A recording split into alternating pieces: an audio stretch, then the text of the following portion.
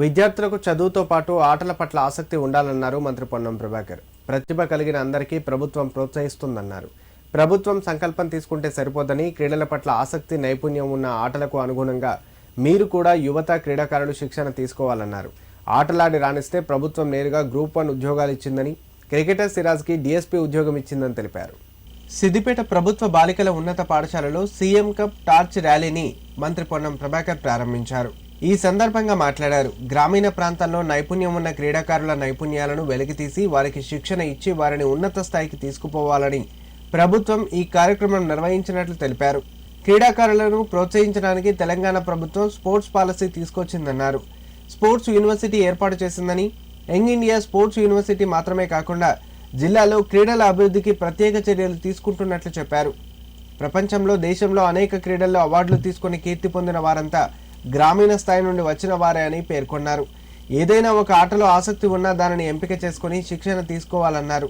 గ్రామీణ, మండల, జిల్లా, రాష్ట్ర స్థాయిలో జరిగే సీఎం కప్ టోర్నీలో విద్యార్థులు రాణించాలని సూచించారు.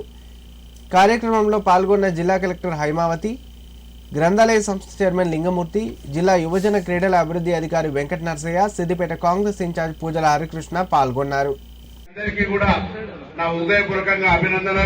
ప్రభుత్వ ఉద్దేశం సీఎం కప్ జ్యోతి క్రీడల నిర్వాహకుల యొక్క ఉద్దేశం ఏంటంటే గ్రామీణ ప్రాంతాల్లో ఉన్నటువంటి నైపుణ్యత కలిగిన క్రీడాకారులను వెలికి తీసి రాబోయే కాలంలో జాతీయ, అంతర్జాతీయ, ప్రపంచ స్థాయి పోటీల్లో మరి ప్రతిభ కనబరిచేటువంటి ఆలోచనతోటి ఒక ప్రోత్సాహాన్ని ఇవ్వాలనే ఆలోచనతో కార్యక్రమం తీసుకోబడతా ఉంది. ప్రతిభ కలిగిన వాళ్ళందరికీ ప్రత్యేకమైనటువంటి శిక్షణ ఇచ్చి వారిని ఉన్నతమైనటువంటి స్థానంకు తీసుకుపోయే విధంగా తెలంగాణ ప్రభుత్వం యంగ్ ఇండియా స్పోర్ట్స్ యూనివర్సిటీ కూడా ఏర్పాటు చేసింది. యంగ్ ఇండియా స్పోర్ట్స్ యూనివర్సిటీ ఏర్పాటు చేయడమే కాకుండా జిల్లాలో ఉన్నటువంటి క్రీడా పాఠశాలలు, స్పోర్ట్స్ స్కూల్స్ ను ప్రతి జిల్లాలో ఏర్పాటు చేయడం ద్వారా క్రీడల్లో అందరికీ ప్రావీణ్యత కల్పించాలి, శిక్షణ ఇవ్వాలి. కొంత మీకు ఇంట్రెస్ట్ ఉంటే ప్రభుత్వం తరఫున శిక్షణ అవసరం కాబట్టి ఆ శిక్షణ ఇప్పించే బాధ్యతలను తీసుకునే విధంగా మరి ఇటువంటి కార్యక్రమాలు జరుగుతూ ఉన్నాయి. ప్రభుత్వం సంకల్పం తీసుకుంటే సరిపోదు. ఇందులో మీ అందరికీ కూడా నేను అందుకే ముందుగా అడిగిన, క్రీడలంటే ఎంతమంది అభిమానంతో వచ్చినారు, టీచర్లు మనం ఆ మీటింగ్ పోవాలంటే ఎంతమంది వచ్చినారని అడిగితే మీరంతా కూడా క్రీడల అభిమానంతో ఇక్కడికి వచ్చినారు. తప్పకుండా మీలో ఉన్నటువంటి ఏదైనా ఒక ఆట, అందరి ఆటలు ఆడలేరు. ఏ ఆట ఆడదలుచుకున్నారో, మీకు ఎందులో అయితే ఇంట్రెస్ట్ ఉందో ఆ ఇంట్రెస్ట్ కి అనుగుణంగా ట్రైనింగ్ తీసుకోండి.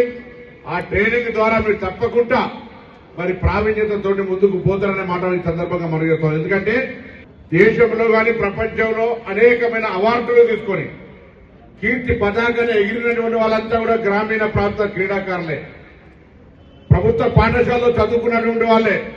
కాబట్టి నేను మీ అందరికీ ప్రభుత్వం పక్షాన మరొకసారి హృదయపూర్వకంగా శుభాకాంక్షలు, అభినందనలు తెలియజేస్తూ ప్రభుత్వం ఇస్తున్న అవకాశాన్ని వినియోగించుకొని మీలో ఉన్నటువంటి నైపుణ్యానికి సానబట్టి రేపు పొద్దున భవిష్యత్తులో ఎదగడానికి ఉపయోగపడే విధంగా ముందుకు పోవాలని కోరుతూ, ఇలా ఆటలాడితే డైరెక్ట్ డీఎస్పీ ఉద్యోగాలు అనేక మందికి ఈ మధ్య మీరు చూసినారు. డైరెక్ట్ డీఎస్పీ ఉద్యోగాలు, గ్రూప్ 1 ఉద్యోగాలు ఇచ్చే విధంగా ప్రభుత్వం నిబంధన కూడా తీసుకొచ్చింది. కాబట్టి దయచేసి జాతీయ స్థాయిలో మీరు రాణించాలి. అందుకు ప్రభుత్వం తరఫున పూర్తి సహకారం ఉంటుంది.